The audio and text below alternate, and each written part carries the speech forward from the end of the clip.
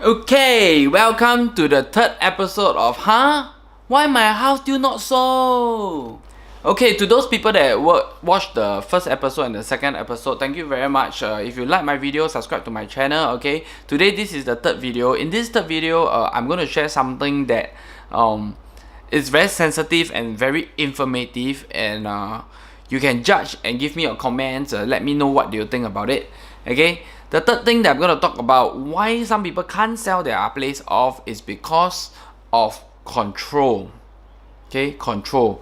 So why am I talking about this control? Okay, so what is control when I talk about sales in property? Okay, you see, there is two kinds of trend in the property market. One is to get an agent and let the agent market the unit for you. So you only get one agent, then the one agent will do the marketing, do the negotiation. Everything is in the control of the agent. When you do another way is, some people they will call like 5 or 6 or 3 or 10 agents to market their unit and see who can get a buyer for them. Okay, I'm going to attend to this question. I'm going to share with you why. Yes, correct, I'm an agent, but I'm not going to give you biased information over here. I'm going to give you good information that is really happening in my industry and my career and my business.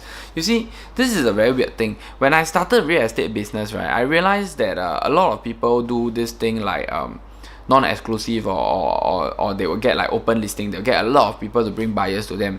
Then I was wondering that I feel that it's very weird, but I give it a try, you know. So I became one of these agents that people engage me, and I'm just one of the like maybe 5 agents that's marketing a property. Okay, so when I market a property, the owner will actually advise the price. So the owner will tell me like they want to sell at 500,000. So I guess the owner to tell everybody the same thing, you know, because the owner have to have control over the sale of the property.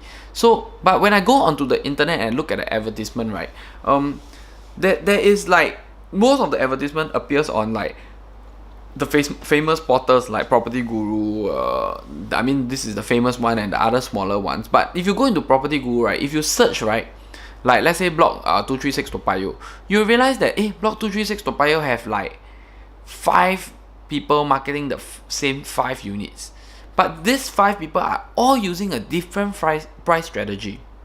Okay, and when all 5 is using the different price strategy, right, actually is to me, first of all, it's really not healthy, because the buyer is very confused. So what is the price that the seller wants? The buyer can't find out from this price strategy. Some people put 500 view to offer, some people put like 500 starting from, some people put like 500 negotiable, you know. So what is what, you know? So this is the number one problem. Second problem, let's say this property is not very beautiful. So I went in, I decided to only take the beautiful part of that property. So let's say the living room and the kitchen is not too bad. So I went to the living room and the kitchen I took. But the second and the third agent will take everything. Then the fourth agent took a video. So to me is that I'm trying my best to take the beautiful part of the property so that people get attracted to the property. They attracted the picture, they give me a call, they visit the property, and when they come in, then they deem whether they like or not. Because when you like a property, it's about the feel. You know, when you buy property, you don't just look at the renovation and say good or no good. You go in and you see whether you feel good or not. Because there's buyers that come in that they will do renovation. So the most important thing is whether they feel good about the property or not. Okay, so but if today you cannot even give a good first impression to the buyer that is viewing on Property Guru, I don't even think that they will come and view the property. So even if let's say I'm a bit smarter, I review, like if you watch my first video on marketing, right, I review like let's say the beautiful part of the property. But if they look at the other advertisement, the other advertisement review every single part of the property, then there I go one chance, the buyer will not visit the property. Okay, so there is more and more problems that I can actually explain to you that I experience. Okay, but the last part that I want to share with you is very important. This is very weird. Okay, if you're still watching this video, you know, if you manage to get through all the theory part, this part is very important, and I am happy that you stay through the video, because this part is going to affect the whole sales process. You see, when a lot of agents is marketing the unit, right, there will only be one agent earning the money. So when there's only one agent earning the money, it gets a bit complicated. It gets a bit, I would say, like not ethical in a certain manner. Why? Because every single agent, right, seems to be helping the buyer instead of the seller now. Okay, I'm gonna explain this in as short as I can. I hope you understand that. Because let's say there's 5 agents that's marketing the unit. The seller will only pay the agent that managed to bring him a buyer. So in order for the agent to bring the seller a buyer, the agent has to help the buyer. Because if the agent can convince the buyer to buy and can convince the seller to lower the price to what the buyer wants, the agent will earn the money from seller. You know, instead of, let's say today I'm the only one marketing the property.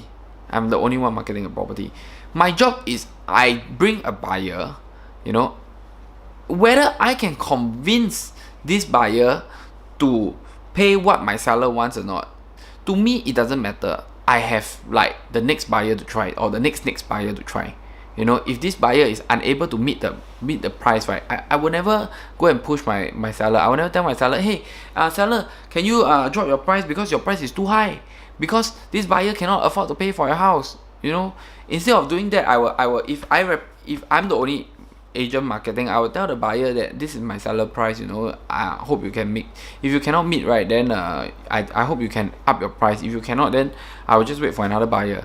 But today, when there is like 4 or 5 buyers, right, can you imagine some situations, some buyers, they are very smart. They can even call like 3 or 4 agents and tell them that okay, anyway, I want to offer, let's say, 480,000. So if any one of you can get me 480,000, right, I will just buy from who?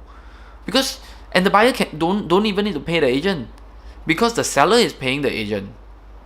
You know, I don't know if you get it or not. It gets a bit confusing. I'm still trying to figure out what is the easiest way to bring this across to people. But it's more like when I need to buy Prada, I can only go into Prada shop. So if Prada sells me at like $500 a bag, I have to face the fact that it has $500 a bag, because I can't go anywhere else, or I can't go NTUC or anywhere else to buy Prada and just hope that I can get a lower price. So that is what I really mean, if you get it. Okay, so thank you for watching for the 3rd episode. I hope it wasn't too confusing, because this is actually the most difficult part of the whole sales process. It's actually whether the seller or the agent has the control over the whole process. Because once you have the control over the process, you will have control over the buyer, and when you have control over the buyer, you'll be able to bring this process smoothly towards the completion. Okay, so this is the 3rd video, and I hope you like it, and I hope it's not too confusing, and wait for the 4th episode. Okay, so thank you for watching. Subscribe to the video if you like this video. We will go for the 4th episode of why my house still not sold on the next round next week. See you again. See you.